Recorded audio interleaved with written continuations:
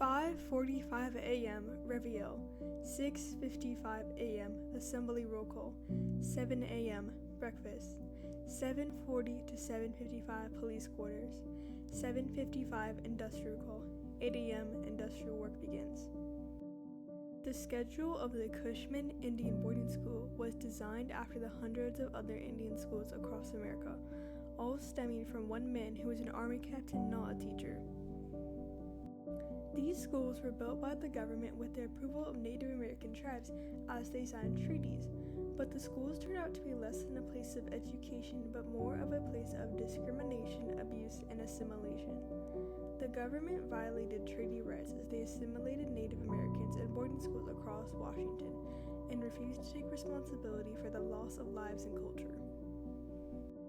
As the population of colonists grew, the idea of civilizing and purifying the savage Native Americans grew too.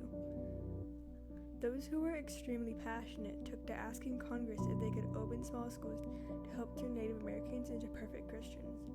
The first Indian boarding school was founded in 1879 by Captain Richard Henry Pratt. He served in the Civil War, and his service at Fort Marion led him to believe that military-like standards, protocols, and discipline were the most effective ways to transition Native Americans from their tribes to white society. He wanted to kill the Indian and save the man, and by running his school, Carlisle, like a military academy, he was able to change many Native Americans into whiter and more disciplined versions of themselves. Carlisle set the standard for what an Indian boarding school should look like. Setting up the schools was the only challenge in other states. In Washington, those who wanted boarding schools used past treaties to open them. In the 1850s, multiple treaties called for industrial schools to be established on reservations. The schools are meant to teach the young children skills without costing them. The funding of the schools was the government's responsibility. In Article 10 of the Medicine Creek Treaty, it said, "An agricultural and industrial school to be free to the children of said tribes and bands. The expenses of the said schools, shops, employees, and medical attendants to be defrayed by the United States and not deducted from the annuities." The schools were built in the 1870s and 1880s on the reservations of the Chehalis, Suquamish, and Makah people. They were small to start with, under 50 students each, and the education given mainly reflected the treaties. But as time went on, the number of students grew. The schools were eventually moved off the reservation, cutting the children off from their families and depriving them of their culture. This is when the assimilation and loss of lives began to happen. The school's goal was always to provide Indian children with industrial education, but the idea of also changing them to fit white society was integrated into the schools. The problem was these children didn't want to leave behind their culture, so the schools created rules and regulations as well as punishments. In 1900, the Fort Spokane Indian Boarding School opened. When the children arrived in their buckskin clothing, the authorities of the school told them to change their clothes. They also would take the long braids of the boys and had them cut off.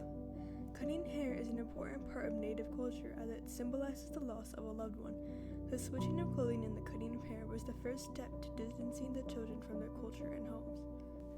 The children were forbidden from speaking their native languages as well as practicing traditions. If they were found speaking their language, they were severely punished. Hemela Ward of the Makah tribe said, "2 of our girls ran away, but they got caught. They tied their legs up, tied their hands behind their backs, put them in the middle of the hallway so that if they fell asleep or something, the matron would hear them and she'd get out there and whip them and make them stand up again." Intense punishments led to children trying to run away to their families. This rarely worked, as the kids would either get caught or be lost to the wilderness because the schools were off reservation and far from home. Bernie Lasarte, an elder member of the Coeur d'Alene tribe, went to Mary Immaculate in the 1960s. She said, "I certainly didn't see people being beaten, but I can tell you there was a lot of verbal abuse that went on, and a lot of degrading of children. Children were called names like stupid or dumb, and you'll never amount to anything, and humiliated in front of everybody." In the classroom, children were taught traditional school things like math and English, as well as skills that were required by a regular person. The girls were taught how to be good housewives and learn to cook, clean, and sew. The boys had a bigger focus on jobs the government needed, such as woodworking, blacksmithing, and farming. The government sought to separate the natural world and the children's beliefs. If they were home on the reservation, boys and girls would be learning how to hunt for food. Girls would be looking for roots in the ground while boys would be hunting for game. In the schools, some of the boys were detailed to the garden. Others were detailed to milk and care for the cows, feed the pigs and chickens, and look after the horses, besides doing other chores. There was a large barn on the place, and the boys learned a lot about farming on a small scale. The government was responsible for keeping the schools in good condition. They regularly sent people to ensure the schools were up to standards and could house the children. Between the 400 schools set on training Native Americans, $23 billion were spent creating and maintaining the schools. When the inspector came to Tuyala boarding school, he found that the conditions in which the adults and children stayed were too cramped. He requested more cottages for the teachers and a new dorm building for the older boys, as well as a new dining hall. The cramped conditions allowed mass disease outbreaks to swarm the kids. These sicknesses were often new to the children, making them more of a risk to their health. The school had very little care to provide for the children who were sick, which led to mass deaths. In May, the Tecumseh Tesequatum First Nation announced that it discovered 215 children in unmarked graves at the Kamloops School, found with the help of ground-penetrating radar.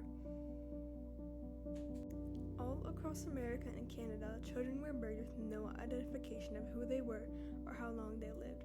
There was no contact with the families to tell them their children had died. The schools taught children that their identity was wrong and that they should be punished for being who they were.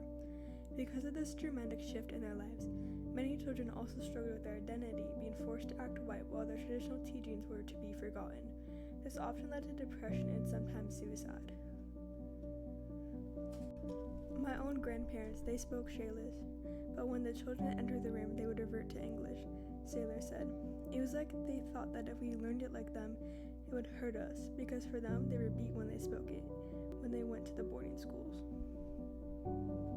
A huge amount of culture was lost thanks to the schools physically beating out of young Native Americans. The natives who did survive were often referred to as apples because they were red on the outside and white on the inside. Their tribes in white society often rejected them because they didn't fit into either's ideals of what someone should be. They were lost, stranded, and alone. Being rejected caused them to lose the idea of who they were, leading to a large amount of mental health problems and cultural damage, which were then passed down through the generations. In 2021, the Secretary of the Interior, Deb Haaland, launched an investigation into the boarding schools. As a Native American herself, she set out to recognize the multi-generational impact the boarding schools had on Native Americans. In 2022, the first volume of her findings came out, and in 2024, the second and final volume came out. Her investigation told us that the federal government spent $23 billion in today's money running the schools, as well as a total death toll of 973, but it is likely much higher. There are a large amount of unmarked graves and loss of records, so no one truly knows. Her investigation doesn't undo the damage that was done to Native Americans, but it does bring it to light. More and more people know about the fact that the early U.S. government assimilated thousands of indigenous people. There were 15 different schools in Washington spread all across the state. Children from all different tribes went to these schools expecting to learn important skills needed in the ever-changing society, as that was what the Medicine Creek Treaty entailed. But instead, they were abused to the point of losing their cultural sense of identity. Living in dorms that were overcrowded and not up to health code, they often died of sickness and disease. 5:25 p.m. Assembly roll call. 5:30 p.m. Supper. 6 p.m. Care of teeth. 7:25 p.m. Roll call inspection. 8:15 p.m. Call to quarters. 9 p.m. Taps. The sun has set on the Cushman Indian Boarding School, but the story lives on through countless Native Americans who have experienced firsthand what happened or experienced it through generational trauma.